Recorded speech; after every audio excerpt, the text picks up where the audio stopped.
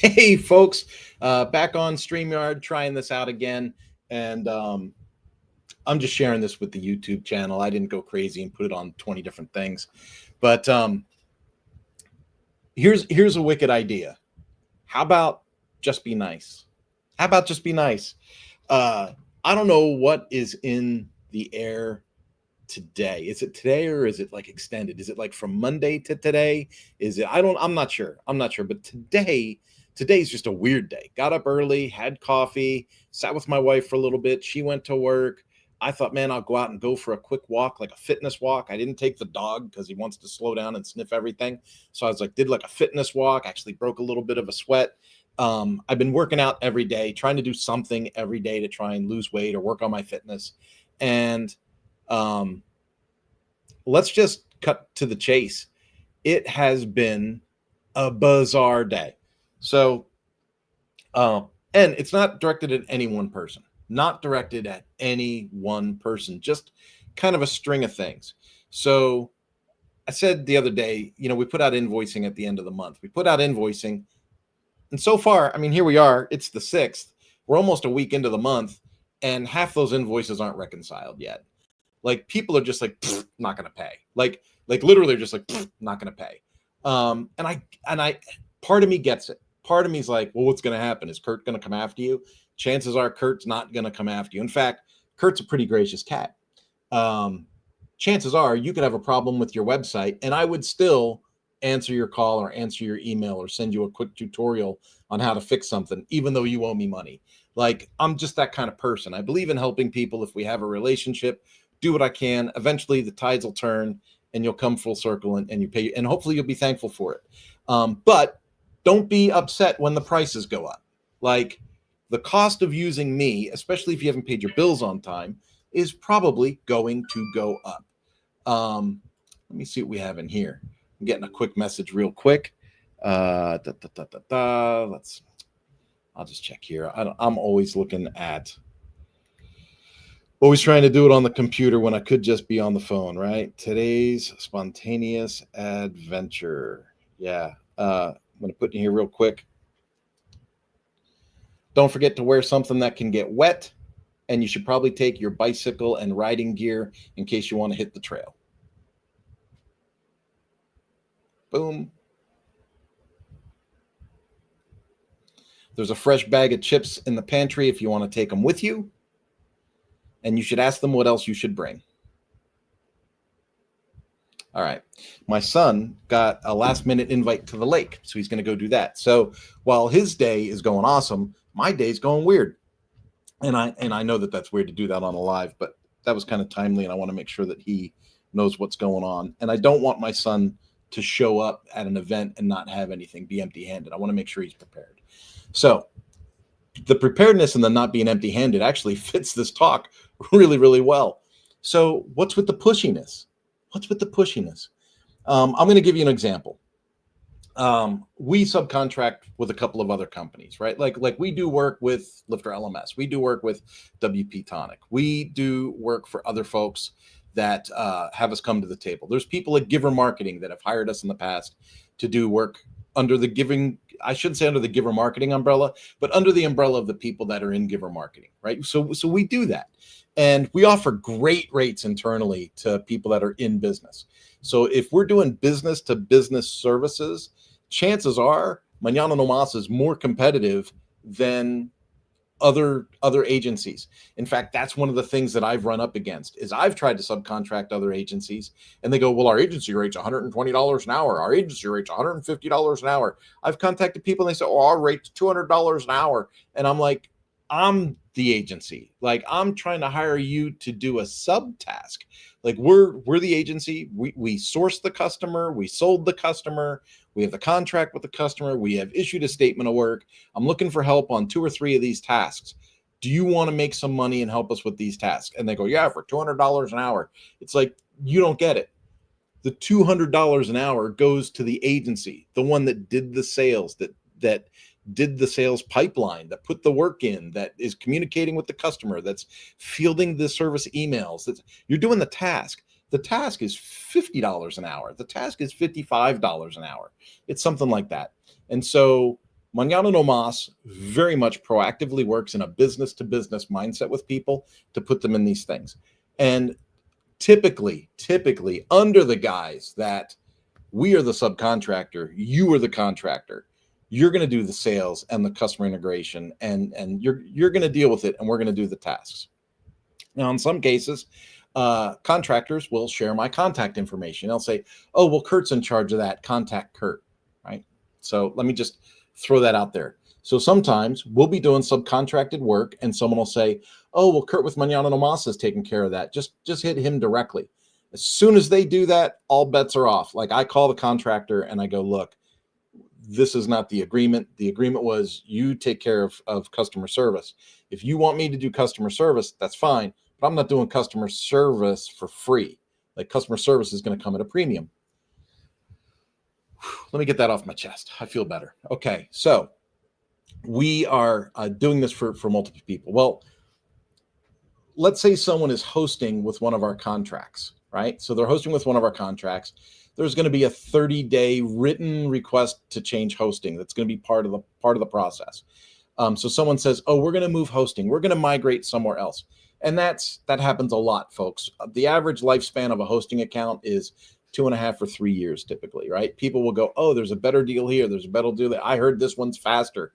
I heard this one's cheaper. I heard this one comes with some special security plugin. I heard this one comes with some CDN caching thing that does magic. People get distracted by the shiny objects and they'll say, oh, well, I'm going to try some different hosting for a while. Totally fine. Go ahead and do that. But you put in your request and you say, I'm going to leave. Okay. You may have heard me say this on another podcast because I just said it recently and they shared the message everywhere on a short and made me sound like a jerk. I'm not a jerk, but I'm very realistic. You sent us a notice that you no longer want to be a customer. Guess what? You are no longer a customer. You can't, great, cancel it, move. You gave us a 30-day notice. You're going to pay for we're going to keep your hosting account up till for the duration of that 30 days. You can migrate, you can do whatever. But then somebody says, oh, I need some more information from you. So instead of just migrating your site like most people would do, like, think about how easy it really is, right? Because, like, look at rocket.net. We'll migrate any site, right? So we'll migrate any site for free. Cloudways, we have a free migration service. Go through all of them, right? WP Engine, whatever.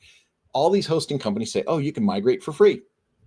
And so, but periodically someone comes through and they say, oh, I'm going to migrate away, but now I want access to all this stuff that I could have had access to the whole time as your customer, but now I want it for someone else. I don't know what they're thinking, but I want this, I want SHP, FTP, SFTP. Yeah.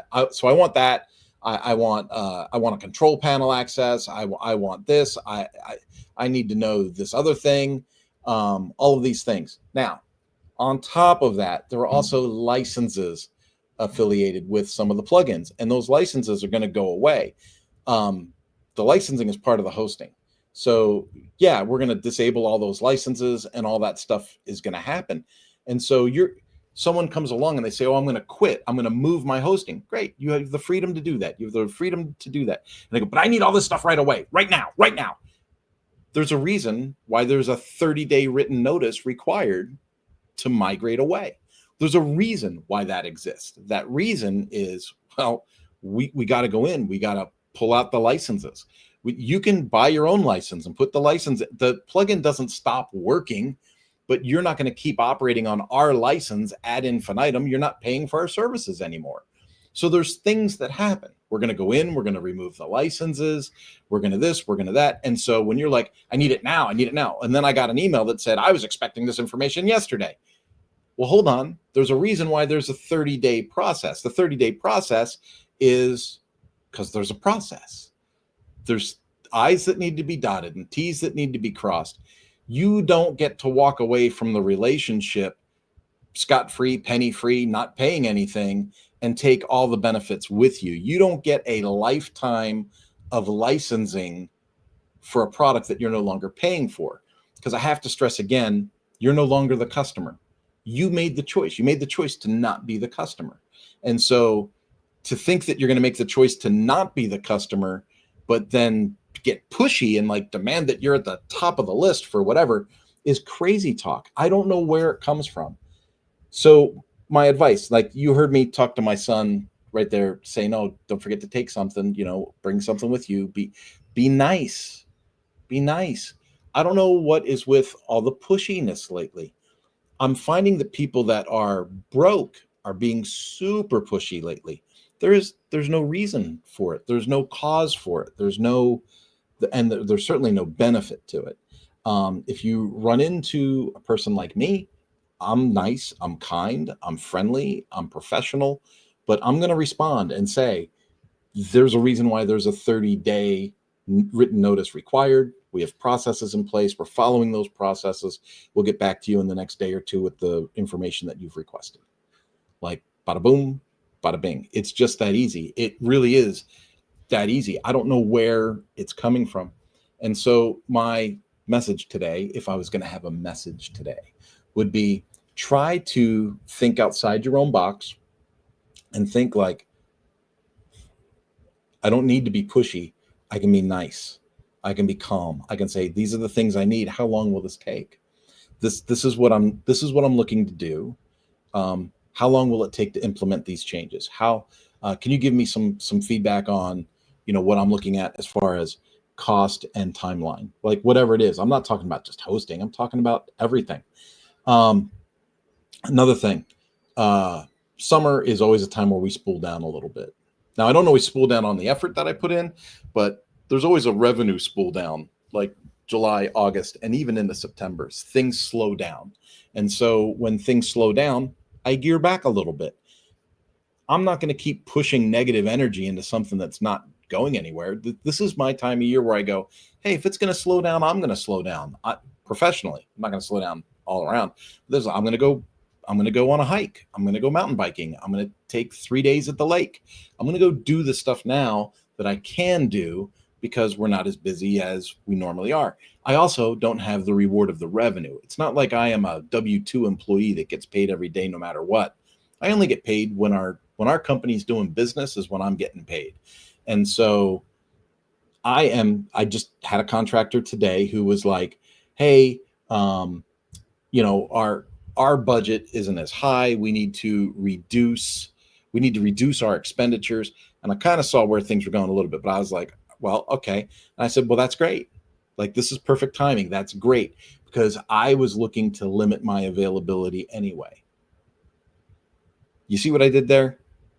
I'm not saying I'm going to work for less. I'm going to say I will work less. I will be available less. Perfect. You want to spend less? I can make myself available less. Oh, no, we really like what you do. I'm sure you love what I do. I'm sure you love what I do. And I'm sure that you would love for me to be available from sunrise to sunset every day, on call based on what you need when you need it. But that's not going to work for me. What's going to work for me is if we're going to keep the rate the same, because you need to watch your spending, we're going to keep the rate the same, but you need to watch your spending. I'm going to limit my availability. I'm going to change the hours that I'm available for things. And I'm going to schedule myself to be available for me more often, because if the revenue's not coming, I at least should go do the stuff I want to do. And that's like just reality. That's just like a reality that hits. That's not what everyone wants to hear. What everyone wants to hear is, well, wait a minute, I still want you to be available all the time. I just only want to use you for a little bit. So yeah, great. You can use me for a little bit. That's perfect. I'll be available on Tuesdays and Fridays, right? And people go, well, what if I need something on a Monday? Well, you can wait till Tuesday, because you don't have the budget to need me Monday, Tuesday, Wednesday, Thursday, Friday. You don't have that budget. You're telling me you don't have that budget, and that's fine. That's okay. I'm not mad. You don't have the budget. That's fine. So I'm only going to be available here, right? And that to me is like, that makes sense, but to some people it doesn't make sense. That's the way the world works. And so it's kind of like, I have a membership to Planet Fitness and I can take one guest at a time. But what if I want to take my son and my wife at the same time? That's not how it works. That's not how it works. I can take my wife or I can take my son, but I can't take my wife and my son at the same time, because with my membership, I only have one extra pass that comes in with me. See, I understand that, But I wonder how many people now, especially like everyone's making this weird deal about the economy. They're saying in these strange economic times and these challenging economic times, well, it's not going to get easier. Like it hasn't gotten easier. Um, I look at what we went through over the last 4 or 5 years, and I'm awestruck. I'm amazed that we made it. I'm amazed that we got through the challenges in California and still came away with the ability to get to Kansas. We actually had to cash in favors with people to get to Kansas. But then as soon as we got to Kansas, we were able to flip the script, pay everything back, lower our debt, get into a house, and make some changes. Folks, sometimes it takes a big change.